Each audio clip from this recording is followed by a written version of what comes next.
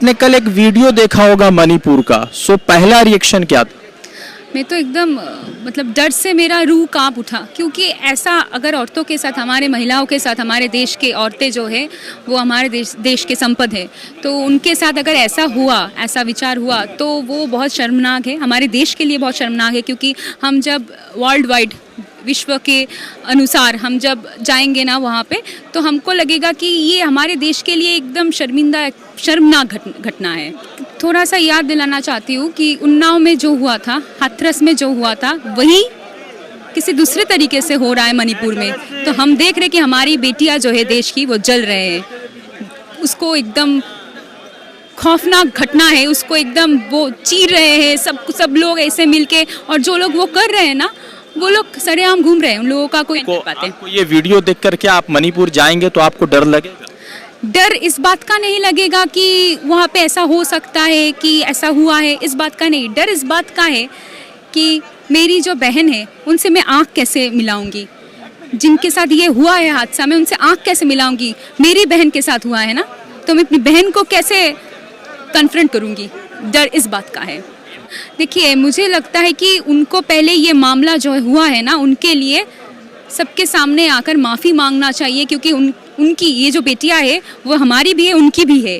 बेटियां जो है देश की है, तो देश की बेटियों को अगर ऐसे बर्ताव के सम्मुखीन होना पड़े तो उनको पहले इस बात के लिए माफ़ी मांगना चाहिए। उनकी बेटी होती, बैरन सिंह की बेटी होती, तो क्या भाजपा के लोग जो अभी डिफेंड कर रहे हैं कि कांग्रेस ने भी ऐसा किया, टीएमसी भी ने ऐसा किया, तो क्या वो डिफेंड कर रहे हैं? कभी भी नहीं। हमने उन्नाव देखा है, उन्नाव में क्या देखा है? आग जला दी गई है। हाथरस में क्या देखा है? आग जला दी गई है। किनको जला दी गई है?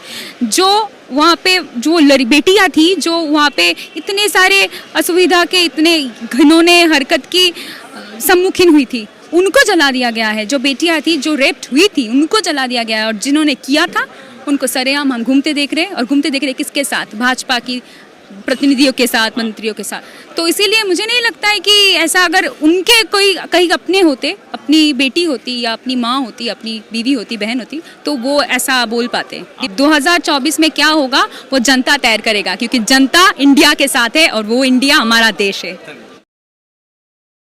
नमस्कार, आदाब, मैं रजा अंसारी।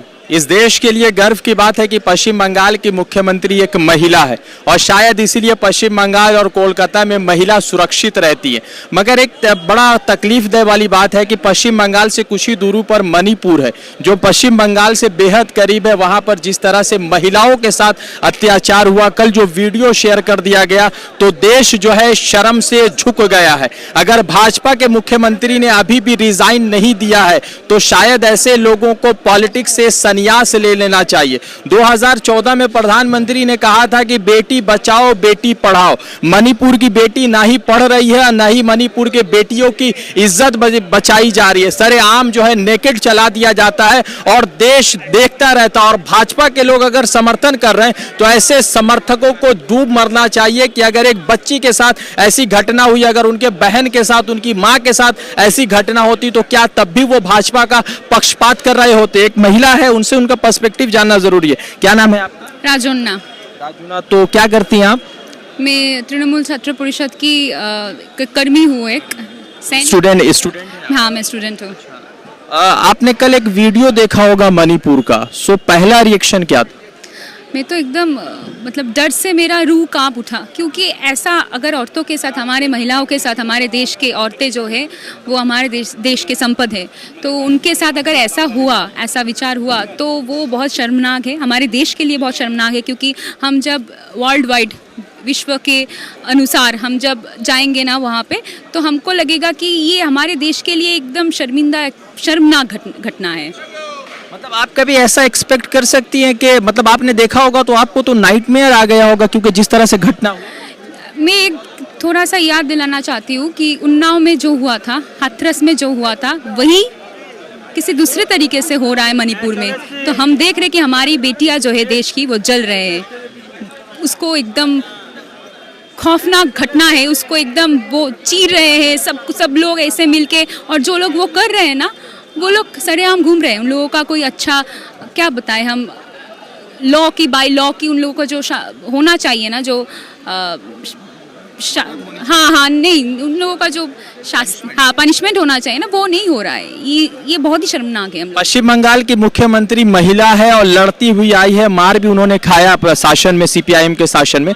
तो एक दीदी के राज्य में महिला कितनी सुरक्षित है? आप लोग रात को 2 बजे निकल सकते हैं? ये तो मैं बहुत अच्छी तरह से बोल सकती हूँ, क्योंकि जब कहीं पे भी हम लोग ऐसे पार्टी के काम करते तो हम लोग कहीं रात को 2 बजे कुछ बिहार हो या फिर काकद्वीप हो, कांथी हो, कहीं पे भी हो, रायगंज हो, कलकत्ता की इस ज़मीन में हो, कहीं पे भी हो, अगर हम रात को आएंगे ना तो हम देखें कि सुरक्षा क्या है। और हम ये भी बोल सकते हैं कि हमने भी पिछले जो ज़माना था, उन ज़माने का जो बाम का जो ज़माना था, वो भी देखा है थोड़ा बहुत। उससे कहीं ज़्यादा हमें गर्व से बोल सकती हूँ कि इस ज़माने में हम बेटियाँ जो है सुरक्षित है दीदी की वजह से। तो आपको लगता है कि प्रधानमंत्री नरेंद्र मोदी या बैरन सिंह को और इस्तीफा, रिजिग्नेशन दे देना चाहिए? देखिए, मुझे लगता है कि उनको पहले ये मामला जो हुआ है ना, उनके लिए सबके सामने आकर माफ़ी मांगना चाहिए, क्योंकि उनकी ये जो बेटियां है वो हमारी भी है, उनकी भी है। बेटियां जो है देश की है, तो देश की बेटियों को अगर ऐसे बर्ताव के सम्मुखीन होना पड़े तो उनको पहले इस बात के लिए माफ़ी मांगना चाहिए। उनकी बेटी होती, बैरन सिंह की बेटी होती, तो क्या भाजपा के लोग जो अभी डिफेंड कर रहे हैं कि कांग्रेस ने भी ऐसा किया, टीएमसी भी ने ऐसा किया, तो क्या वो डिफेंड कर रहे हैं? कभी भी नहीं। हमने उन्नाव देखा है, उन्नाव में क्या देखा है? आग जला दी गई है। हाथरस में क्या देखा है? आग जला दी गई है। किनको जला दी गई है? जो वहाँ पे जो बेटियाँ थी, जो वहाँ पे इतने सारे असुविधा के, इतने घिनौने हरकत की सम्मुखीन हुई थी, उनको जला दिया गया है। जो बेटियाँ थी, जो रेप्ड हुई थी, उनको जला दिया गया है। और जिन्होंने किया था उनको सरेआम हम घूमते देख रहे हैं। और घूमते देख रहे किसके साथ? भाजपा की प्रतिनिधियों के साथ, मंत्रियों के साथ। तो इसीलिए मुझे नहीं लगता है कि ऐसा, अगर उनके कोई कहीं अपने होते, अपनी बेटी होती या अपनी माँ होती, अपनी बीवी होती, बहन होती, तो वो ऐसा बोल पाते, डिफेंड कर पाते। आपको ये वीडियो देखकर क्या आप मणिपुर जाएंगे तो आपको डर लगेगा? डर इस बात का नहीं लगेगा कि वहाँ पे ऐसा हो सकता है, कि ऐसा हुआ है, इस बात का नहीं। डर इस बात का है कि मेरी जो बहन है उनसे मैं आँख कैसे मिलाऊंगी? जिनके साथ ये हुआ है हादसा, मैं उनसे आँख कैसे मिलाऊंगी? मेरी बहन के साथ हुआ है ना, तो मैं अपनी बहन को कैसे कन्फ्रंट करूंगी? डर इस बात का है। एक और सवाल, दीदी और मोदी और Rahul Gandhi, India versus NDA, तो कौन जीत रहा है? जीत रहा है देश की जनता, भारत मातृका, और जीत रहा है इंडिया। ममता बनर्जी कितनी मजबूत नेत्री है, चूंकि हम जब देखते हैं कि महिलाओं की बात, और ममता बनर्जी 34 साल के शासन को ऐसे उखाड़ के फेंकी जैसे दुर्गा पूजा में के बाद जो है मूर्ति विसर्जन होता है, वैसे उखड़ गया। तो क्या लग रहा है कि 2024 में दीदी के संकल्प के साथ 2024 की सत्ता खाली हो रही है? मैं इस बारे में ज़्यादा नहीं बोलूँगी, सिर्फ एक बात बोलूँगी, जनता सब देख रहे हैं और 2024 में क्या होगा वो जनता तय करेगा, क्योंकि जनता इंडिया के साथ है और वो इंडिया हमारा देश है। तो लगातार जिस तरह से पूरे देश भर में जो घटना हुआ, मणिपुर में जो घटना हुआ, शर्मसार है, शर्मनाक है।